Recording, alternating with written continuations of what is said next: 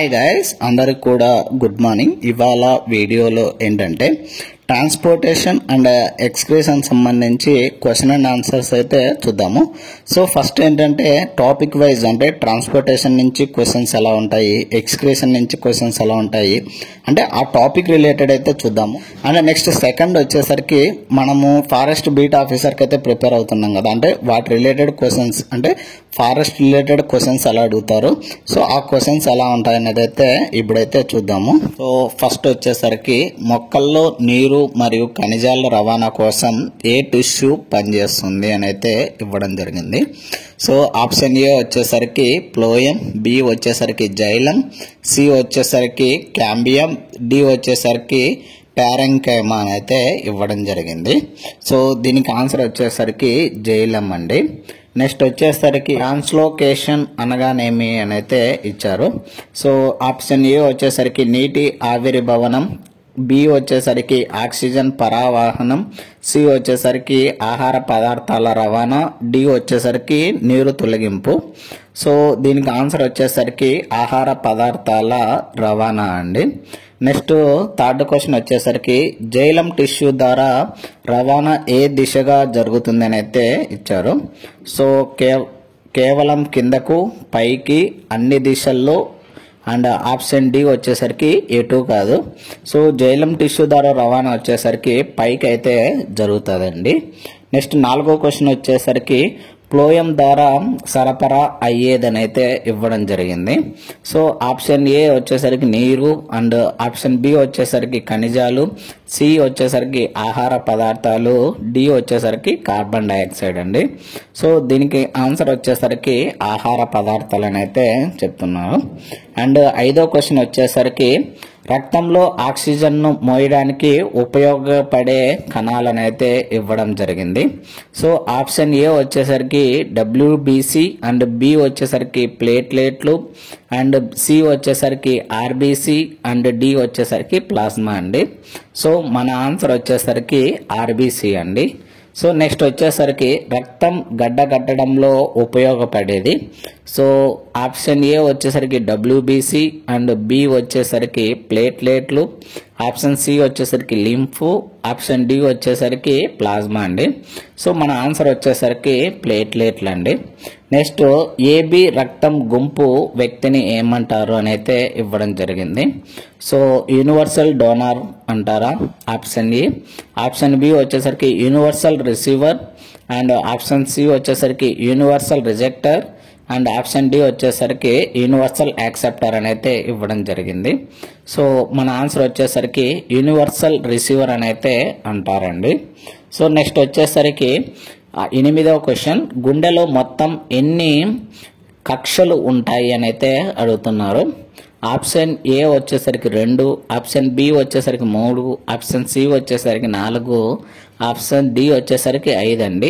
So మన answer వచ్చేసరికి 4 అండి. అండ్ నెక్స్ట్ వచ్చేసరికి 9వ క్వశ్చన్ శరీరంలో రక్తాన్ని గుండెకు తిరిగి తీసుకొచ్చే నాళాలు ఏమిటి అని అయితే అడుగుతున్నారు.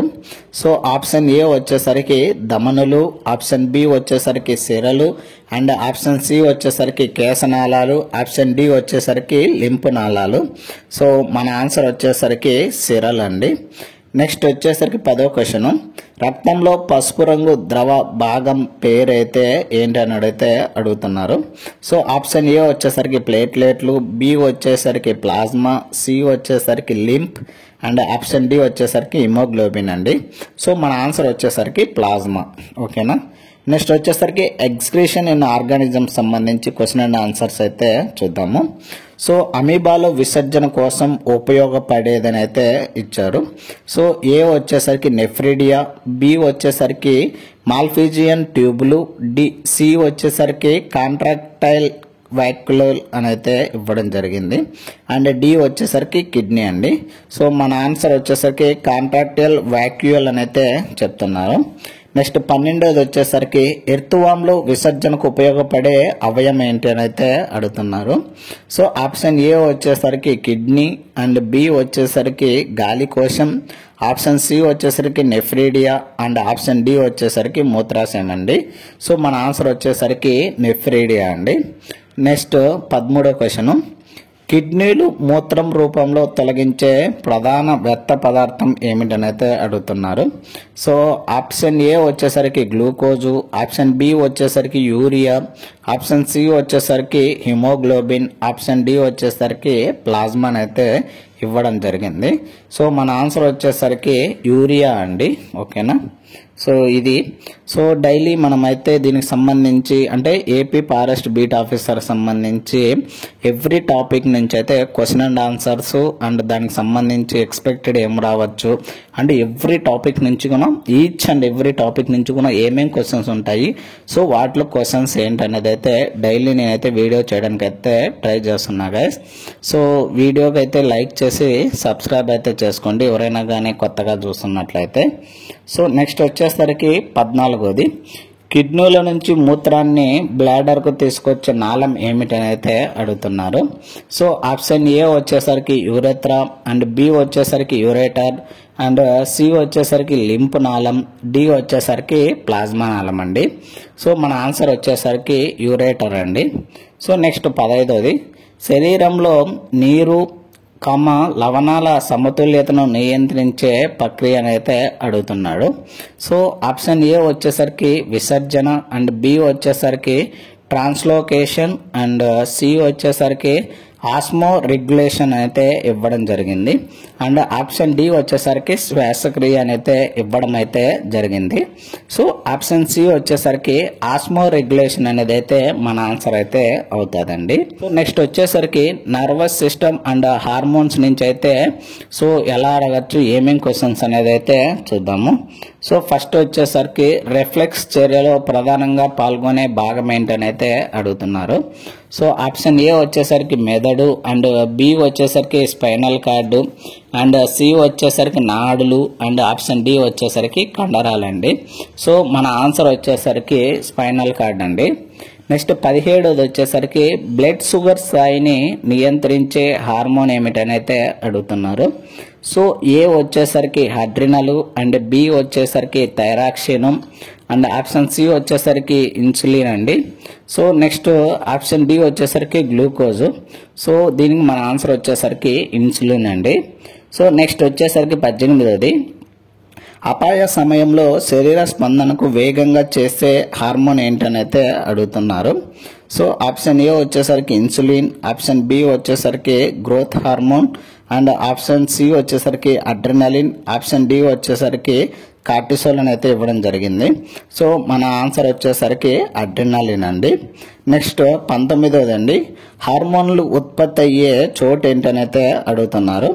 సో ఆప్షన్ ఏ వచ్చేసరికి తలబద్దలు, ఆప్షన్ బి వచ్చేసరికి గ్రంథులు, ఆప్షన్ సి వచ్చేసరికి కండరాలు అండ్ ఆప్షన్ డి వచ్చేసరికి నాడులండి. సో మన ఆన్సర్ వచ్చేసరికి ఆప్షన్ బి అండి, గ్రంథులు అయితే మన ఆన్సరు. నెక్స్ట్ 20ది అండి, పుట్టుకతో కూడిన స్పందనలు ఎలా ఉంటాయి. సో స్పందనలు అంటే రిఫ్లెక్సెస్ అండి. సో నేర్చుకున్నవి ఆప్షన్ బి వచ్చేసరికి స్పైనల్ కార్డ్ ఆధారిత అండ్ ఆప్షన్ సి వచ్చేసరికి ఉదయానికి సంబంధించినవి, ఆప్షన్ డి వచ్చేసరికి చిత్తశుద్ధి మీద ఆధారపడేవని అయితే చెప్తున్నాను. సో మనకు వచ్చేసరికి స్పైనల్ కార్డ్ ఆధారితంగా అయితే వస్తాయండి. ఇందాకైతే మనం చెప్పుకున్నది అన్నీ కూడా ఎలా అంటే ఆ టాపిక్ సంబంధించి ఎలా క్వశ్చన్స్ అడుగుతాడు ఏంటి అనేది అయితే చూసాము.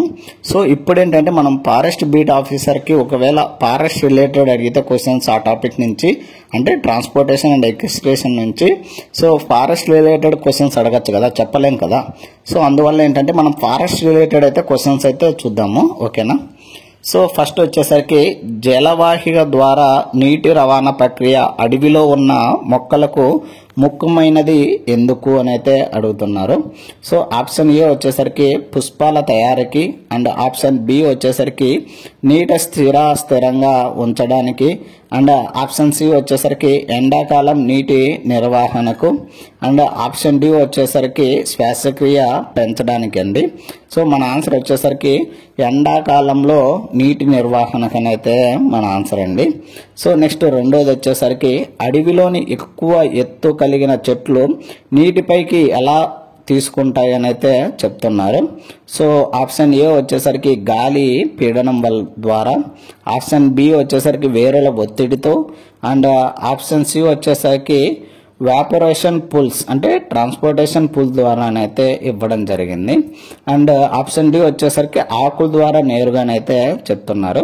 సో మన ఆన్సర్ వచ్చేసరికి వాపరేషన్ పుల్స్ ద్వారా అయితే సో చెట్లకైతే పైకి అయితే నీరు అనేది అయితే తీసుకుంటాయి. సో అడవులలో ఉన్న జంతువులకు పదార్థాల రవాణా ఎలా జరుగుతుందని అయితే చెప్తున్నారు. సో ఆప్షన్ ఏ వచ్చేసరికి రక్తం ద్వారాని, ఆప్షన్ బి వచ్చేసరికి నాడుల ద్వారా, అండ్ ఆప్షన్ సి వచ్చేసరికి లంప్ ద్వారా, అండ్ ఆప్షన్ డి వచ్చేసరికి శ్వాసనాళాల ద్వారానైతే ఇవ్వడం జరిగింది. సో మన ఆన్సర్ వచ్చేసరికి రక్తం ద్వారానైతే ఇవ్వడం జరిగింది. సో నెక్స్ట్ ఏంటంటే హ్యూమన్ ట్రాన్స్పోర్టేషన్ సిస్టమ్ సంబంధించి ఫారెస్ట్ రిలేటెడ్ ఎలా ఉంటాయి క్వశ్చన్స్ అనేది అయితే చూద్దాము.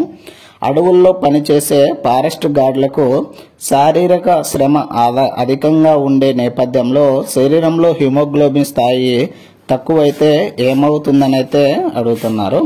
సో మన ఆన్సర్ ఆప్షన్ ఏ వచ్చేసరికి శరీర ఉష్ణోగ్రత పెరుగుతుంది, అండ్ ఆప్షన్ బి వచ్చేసరికి శరీరంలో ఆక్సిజన్ సరఫరా తక్కువగా ఉంటుంది, అండ్ ఆప్షన్ సి వచ్చేసరికి అధిక నీరు తొలగిస్తుంది, ఆప్షన్ డి వచ్చేసరికి ప్లాస్మా తయారీ అయితే పెరుగుతుందని అయితే ఇవ్వడం జరిగింది.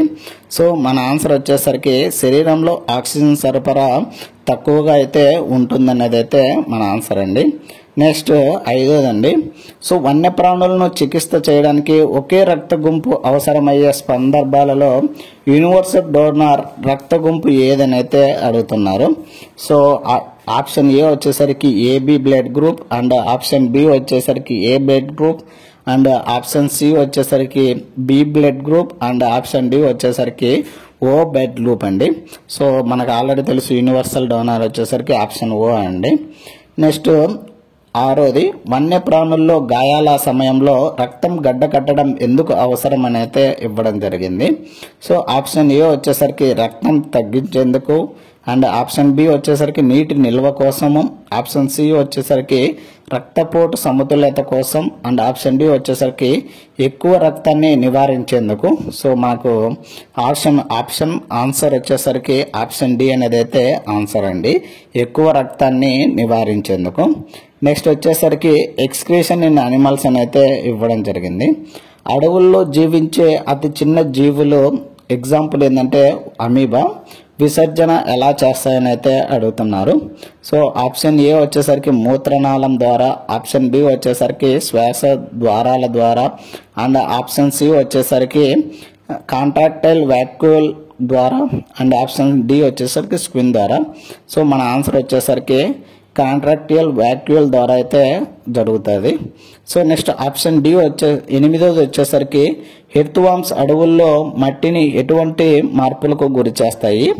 సో ఆప్షన్ ఏ వచ్చేసరికి నీరు తొలగిస్తాయి, ఆప్షన్ బి వచ్చేసరికి గాలి విడుదల చేస్తాయి, ఆప్షన్ సి వచ్చేసరికి నెఫ్రీడియా ద్వారా వ్యర్థాలు విడుదల చేసి మట్టిని పోషకంగా మారుస్తాయి, అండ్ ఆప్షన్ డి వచ్చేసరికి విత్తనాలు పాకిస్తాయని అయితే ఇవ్వడం జరిగింది. సో మన ఆన్సర్ వచ్చేసరికి నెఫ్రీడియా ద్వారా వ్యర్థాలు విడుదల చేసి మట్టిని పోషకంగా అయితే మారుస్తాయండి. నెక్స్ట్ తొమ్మిదోది వచ్చేసరికి వన్యప్రాణుల్లో అసమతుల్యత కారణంగా నీరు లవణాల పరిమాణం అస్థిరత ఏర్పడితే అది ఏమి ప్రభావం చూపుతుందని అయితే అడుగుతున్నారు. సో ఆప్షన్ ఏ వచ్చేసరికి రక్తం బాగా ప్రవహిస్తుంది, ఆప్షన్ బి వచ్చేసరికి మూత్ర ఉత్పత్తి ఆగిపోతుంది, ఆప్షన్ సి వచ్చేసరికి ఆస్మో రెగ్యులేషన్ సక్రమంగా జరగదు, ఆప్షన్ డి వచ్చేసరికి శ్వాస వేగంగా అయితే జరుగుతుంది. సో మన ఆన్సర్ వచ్చేసరికి ఆస్మో రెగ్యులేషన్ సక్రమంగా అయితే జరగదు. సో ఇది ఇవాల్టి వీడియోలో గైస్. ఇలాంటి మరిన్ని వీడియోస్ అండ్ మరిన్ని అప్డేట్స్ కోసం అయితే please like, share and subscribe చేసుకోవడం అయితే మర్చిపోద్దండి guys. Thank you for watching.